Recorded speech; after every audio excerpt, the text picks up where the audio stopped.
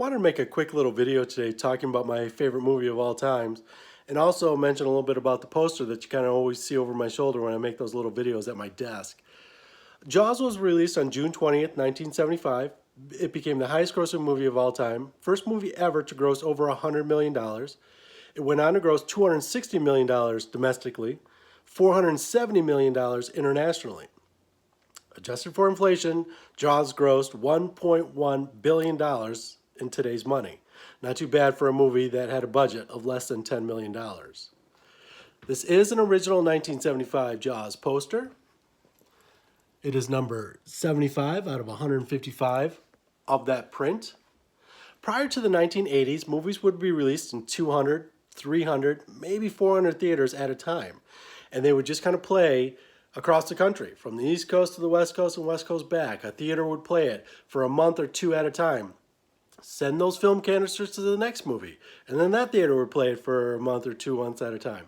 Well, every time they would send out those film canisters, they had to send the posters as well. And all they would do, take the poster, fold it up, and send it off in an envelope. And that's where you get all these fold marks in there. You get all this wear and tear. Look at that wear and tear. And poster's been around since 1975. I still have all the original pinholes in all the corners from the theaters, pinning it up for now showing movies. So I love to see all those little details in there. It's great to see that. Jaws was Steven Spielberg's second feature film that he made. And he said, I want to make this out on the open ocean. And not knowing that the salt water would actually keep the shark from working. But he later admitted, with the shark not working, it actually made the movie better. Very frustrating at the time, of course, but they had to improvise. They would have the shark in more scenes if they could have, but they couldn't do that because it wasn't working. So they improvised and did things to make the shark appear to be there. And it actually was scarier when the shark was not around. Take the opening scene where Chrissy Watkins goes swimming late at night.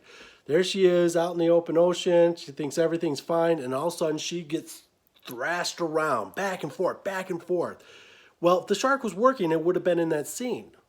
But Steven Spielberg, left it up to our imagination on what that shark was doing and how it was ripping her apart and stuff like that. And all you've got is her thrashing back and forth and screaming and stuff. It was way worse than anything that he could have filmed. So good things came from the shark not always working. I do feel that Jaws is a masterpiece from the way it was directed, acted, the writing, to the music. I think it was all fantastic.